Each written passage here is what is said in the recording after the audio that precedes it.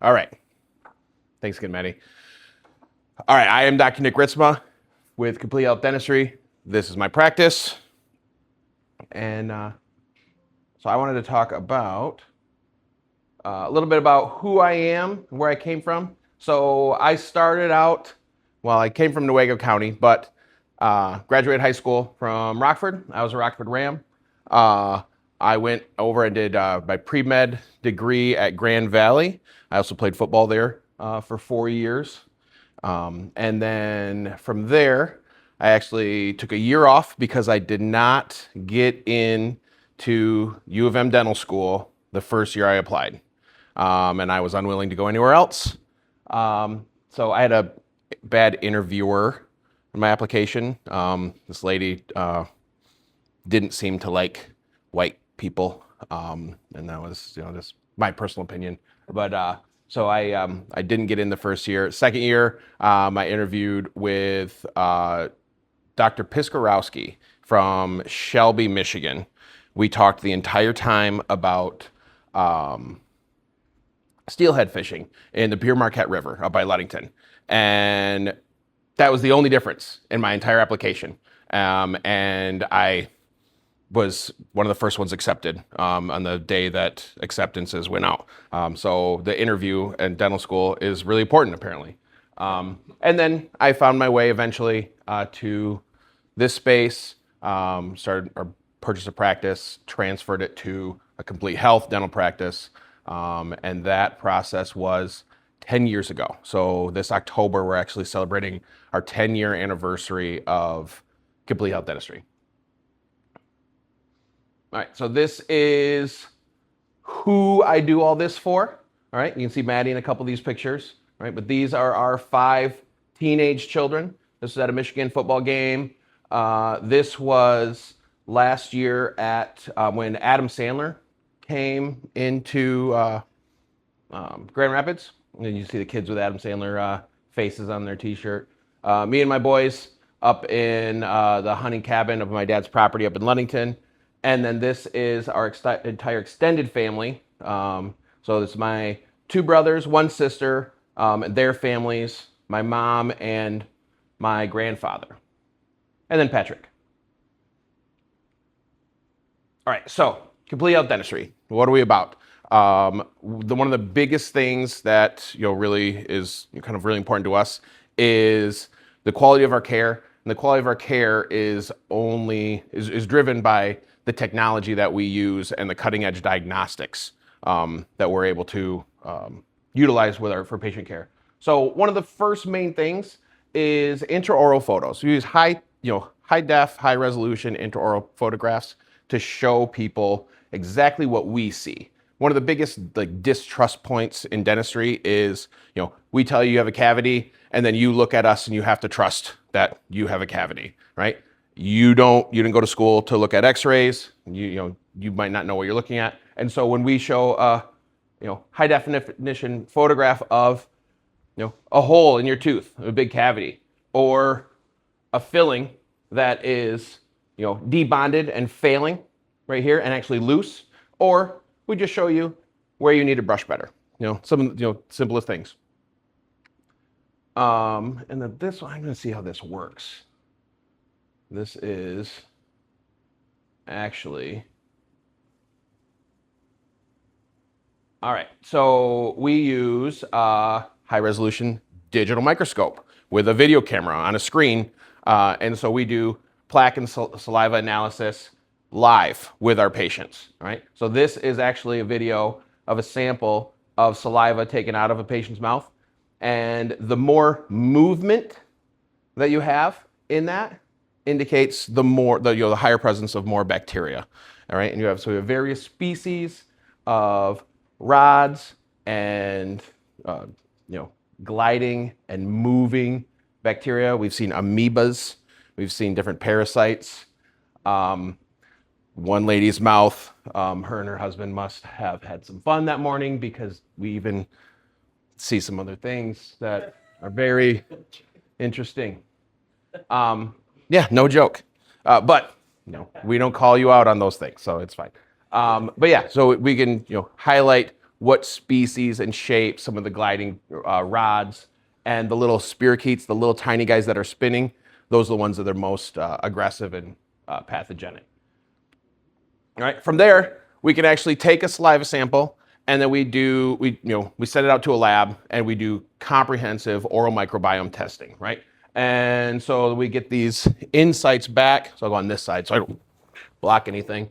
All right, so we're gonna get a report on what is the content of the beneficial bacteria, the bacteria that help your oral health, all right? And we get a score on there. So this one needs improvement. How much bacteria is causing gum inflammation, how much bacteria is causing tooth decay, bad breath. And one of the big things is, people don't realize that your gut actually starts at the vermilion border. So the moment your skin turns pink at your lip, that is the anatomical beginning of your gut, right? When people talk about gut health, they're talking about oral health and they might not even know it, right? So gut impact, what are the bad bacteria in your mouth that you're swallowing that are causing issues like irritable bowel syndrome, things like that. And then there's beneficial bacteria that help produce nitric oxide, lower blood pressure, and then we want a good healthy diversity as well. And so then these would be on the same report, the different types of bacteria, and we talk about, I'll come over here, each one, all right, how does it correlate to your overall health, right? So Fusobacterium nucleatum, or FN, is gonna be high in someone with a high risk of diabetes, cardiovascular disease, adverse pregnancy outcomes. So stillborn babies oftentimes are correlated to oral health condition that a mom might not know about. And so pregnant women, super important to have your oral health checked out. On top of that, once we build all this, we then build a treatment plan and a home care recommendations, including products that we have vetted. So these are products that we recommend. We have vetted the ingredients. We've vetted the sources where these companies get their ingredients and make sure that everything is actually healthy. There's no weird toxins, microplastics, or unapproved materials in there. And then also diet recommendations. How can we nutritionally improve our overall health and our oral health? Okay. This is the workhorse of our practice, right? This is a 3D CT imaging machine. It's a cone beam X-ray machine. It takes a 3D CT of our head and neck, and we can look at the entire face, skull, and upper cervical spine. All right, so when we do these, right, we see, we look at, all right, we have some crowded teeth, but then we can look at, all right, we can do a transverse analysis, right? So we're looking at the width of the jaws and the floor of the nose and relative to the width of the lower jaw, right? So this one here, 38 millimeters wide on the top, 49 millimeters wide on the bottom. We know that for someone's tongue to fit in their mouth and for someone to be able to breathe through their nose, that our upper jaw should actually be 2 to 5 millimeters wider than our lower jaw. That's something that, does not happen all the time. When we have crowded teeth, oftentimes our jaws are small. People don't realize that if we have crowded teeth, small jaws, it's not just aesthetics. It also means that there's a high likelihood that your nose is also small internally. We can't breathe through our nose. We become a mouth breather. There's a reason why mouth breathers have a negative connotation, right? That's associated with poor health, low IQ, cognitive decline, lots of things. And so when we help someone orthodontically, we're helping their overall health, not just straightening their teeth to make them look nice. So then right here, same thing. When we have, crowded teeth, right? We don't have enough room in our mouth for our tongue to live, right? So when our teeth retract, our tongue has to stay in our mouth. The base of it gets pushed back into our airway. And then so that we can do a 3D map of someone's airway and determine a risk factor for something like obstructive sleep apnea. And then we can either do orthodontic or treatments for that, or we can get them connected with a sleep physician for a CPAP if it's that's deemed necessary. All right. With that, we do sleep and breathing analysis. So sleep testing is, for the most part, most people think you have to go into a sleep clinic or a lab, stay the night somewhere, hooked up to a bunch of electrodes with someone watching you, and there's a long line, a long waiting list to get into those places. A lot of those places don't exist. All right. We use the advanced wearable technology to get the same diagnostics while sleeping in your home, in your own bed, in your own environment. So we get a much more truer, basically valuation or diagnostics of your real sleep versus how you sleep in a hospital with someone watching you. And that's able to really help us help our patients biohack our way to good breathing and good sleep quality. And so this is an example of what the readout is after we do a sleep test. All right, what we want to see right here is good deep restful sleep. So that's a lot of blue mountains, right? REM sleep is the orange. So this patient is getting adequate REM sleep, but they're getting too much light disturbed sleep and not enough deep restorative sleep. What happens when you have poor sleep? So there's a lot more on this list, but the main things are men get high blood pressure, early onset heart disease, low T is huge, ED is big, right? So low T, ED, all I have to do is tell my male patients 25 to 45 years old, when they have signs of poor airway health, hey, these are what you're at risk for. They immediately want to know, all right, what can I do to prevent that? I had a friend of mine yesterday actually come up to me after we talked about this, is like, hey, I have this problem, we need to talk. I wouldn't have known. You're a really super healthy guy. You work out 7 days a week, you're super fit, but if his airway's compromised, he's gonna have poor circulation. Women, hormonal imbalance, anxiety, infertility, and elevated cancer risk. Women have estrogen at a higher level, their cardiovascular system is more protected from airway problems, so the signs and symptoms that they get are significantly different.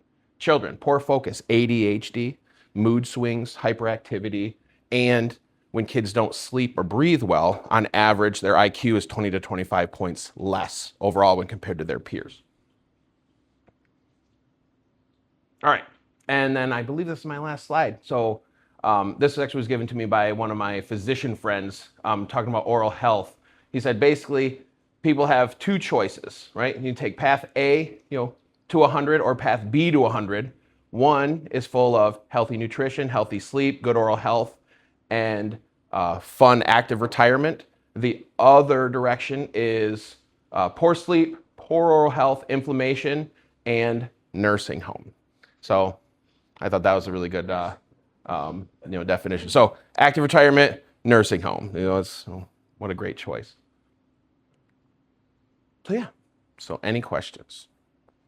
Do you guys look over the data yourselves, or do they do that? So we review the data, absolutely. For the sleep testing, we actually partner with a sleep physician group that reviews the data and provides the actual medical diagnosis and diagnostic codes, since I don't have the license to do that. Yeah. How long does that usually take? I would say 4 to 7 days. So, either it's usually on like a Wednesday that they check. So depending on when we submit the sleep tests, it's, end of the week or end of the next week. Yeah, good questions. Anything else? All right, how'd I do, Maddie? Do you have to? No, yeah, we could offer sleep testing to, when we routinely do that. We have, people come and we'll do sleep diagnostics, and then we review everything with them, but then they have their regular dentist that they go to for regular dental stuff, and then we act as the specialist in that, for that scenario where we handle their orthodontics or their sleep appliance, sleep airway stuff.